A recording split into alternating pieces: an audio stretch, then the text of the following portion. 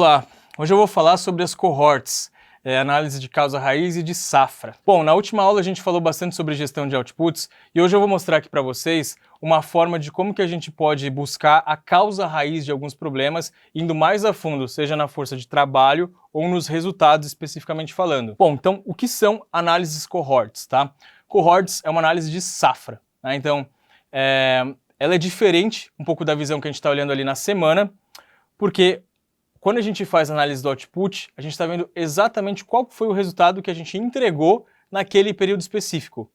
Mas o que eu entreguei naquela semana não significa que foi gerado inicialmente naquela safra. Pode ser que eu esteja colhendo os resultados de alguma coisa que eu comecei a fazer 2, 3 meses atrás, por exemplo. Tá? Então, esse tipo de visão vai ajudar a gente a entender o real impacto na causa raiz de algumas hipóteses que a gente pode ter aqui. Eu vou começar explicando como que funciona, tá, uma análise cohort. Então, olha só, nesse gráfico aqui, eu estou supondo aqui tá, um volume de leads, e quando a gente começa a olhar para as cohorts, a gente vai ver a data de criação dela, que está aqui no lado esquerdo. Então, vamos imaginar aqui, semana 1, a gente criou 187 leads. Semana 1, a primeira semana do ano, tá, por exemplo. Na semana 2, 206 leads. Semana 3, 180 e poucos leads ali. Então, imagina que hoje a gente estivesse na semana 12, né, e a gente tem um registro da quantidade exata de leads que foram criados semana a semana. Tá? O que a gente faz na análise cohort? A gente avalia o resultado desses leads ao longo do tempo. Né? Ou seja, na semana 1 que eu criei aqueles 187 leads, o que aconteceram com esses leads depois de 12 semanas? Tá? E aí nesse exemplo que eu estou mostrando aqui para vocês, imagina que é uma conversão de lead para pagante, tá? Que eu estou vendo simplesmente uma entrada e a saída geral do meu funil. Então eu poderia olhar a primeira forma, né, a tendência das coisas, que seria olhar da esquerda para a direita. Então aqui eu estou analisando em semanas, tá? Mas poderia ser em meses, poderia ser em quarter, poderia ser em ano, né, o que você achar que faz mais sentido.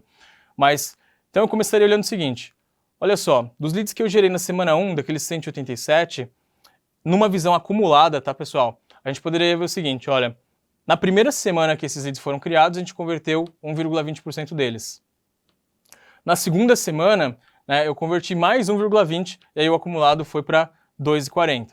E depois foi para 3,10%, 3,40%, blá, blá. Então, nesse exemplo aqui, você vai ver que a taxa de conversão ela continuou sendo incrementada até ali a 10ª semana em diante. Então, o que significa? Depois de 10 semanas que eu criei aqueles leads, houveram algumas vendas específicas ainda que aconteceram oriundas dessa safra.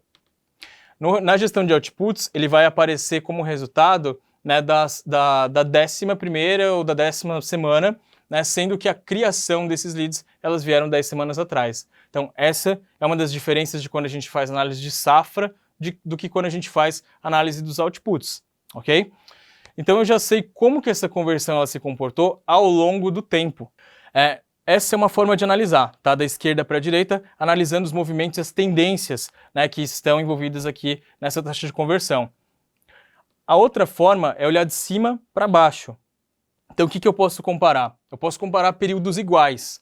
Tá? Então, olha só, se eu pegar aqui a semana 12 e vamos comparar ela com a semana 1. Então vamos supor que essa aqui seja a semana 12, tá? Então, olha só o que eu estaria falando. A gente criou 200 leads essa semana e a gente já converteu 1,9% desses leads. Sendo que na primeira semana do ano a gente tinha criado 187 leads e na primeira semana a gente tinha convertido 1,2%. Então, o que isso mostra de uma forma muito clara? Que comparando período contra períodos, me parece que o resultado que eu já tive na primeira semana foi melhor do que todas as últimas semanas. Então, a tendência, como esse resultado ele vai melhorando ao longo do tempo, é que eu consiga um resultado muito melhor dessa safra que eu acabei de trabalhar. Então, se eu estivesse falando o seguinte, puxa, os leads de marketing estão piorando, eu estaria falando uma besteira gigante. Né? Porque, puxa, os leads estão melhorando, na verdade. Eu posso ter tido um resultado ruim nessa semana específica do ano, mas os leads que foram gerados dessa semana, especificamente, eles tiveram uma conversão melhor. A mesma coisa, eu poderia estar falando alguma coisa absurda do tipo, olha, eles estão melhorando, vamos supor que estivesse piorando aqui, tá? Eu poderia falar, eles estão melhorando porque eu vendi muito essa semana, mas na verdade, eventualmente, às vezes o time está fazendo alguma ação com vários leads do passado, né, que geraram vendas para esse período agora. Então, quando a gente olha ali para a gestão de outputs, a gente olha para o resultado específico do que aconteceu naquela semana. Quando a gente olha para cohorts, a gente faz uma análise de causa raiz, entendendo de qual que foi o resultado base que gerou o output nessa semana. Então ele é muito importante aqui para a gente descobrir causa raiz de algumas discussões. Eu trouxe o exemplo de lead propagante, mas a gente poderia estar olhando taxa de contato efetivo, por exemplo, né, se ela está em tendência de melhora, está em tendência de piora, poderia estar trazendo um resultado de vendas em quantidade de vendas, agendas, oportunidades. Quando eu olho para essas duas variáveis e comparo semana contra semana no mesmo período, eu consigo ter uma visão muito clara de tendências, tá, gente? Essa é uma principal sacada da cohort. Ou seja, se a conversão ela chega até 3,8% após 12 semanas e eu já cheguei na metade dela na primeira semana, isso significa que a tendência que eu tenho de alcançar o mesmo resultado antes e antecipar, obviamente, o meu resultado, é muito provável que isso aconteça. Então as cohorts elas são usadas de vários formatos, tá? Ela pode ser usada tanto para contextos de growth, como ela também é muito usada para churn. Inclusive, vou trazer alguns exemplos aqui para vocês, como grandes empresas reportam resultados de performance de capital aberto em análise cohort. Bom, um grande desafio, obviamente, que você pode me falar aqui é, ok, como que eu faço isso nessa mesma visão? Então, primeiro de tudo, né, essa é uma visão no formato de tabela, poderia ser um gráfico também para facilitar a interpretação dela, tá? Se você trabalha com volume relativamente pequeno, tá? Eu acredito que você consegue fazer a cohort na mão, né? Ou seja, pegando ali de tempos em tempos, data de criação, data de fechamento, uma vez por mês, você conseguiria fazer uma cohort mensal, por exemplo, tá? Agora, se você quer ter isso aqui em tempo real, ou você precisa mensurar períodos mais curtos, como por exemplo semanas, porque você tem muito volume de vendas ou muito volume de leads, é importantíssimo que você tenha um Sales Ops, igual eu comentei lá, ou talvez alguma ferramenta de BI, né, que possa te auxiliar na criação desse tipo de visão. Por quê? Porque os CRMs não entregam isso, tá?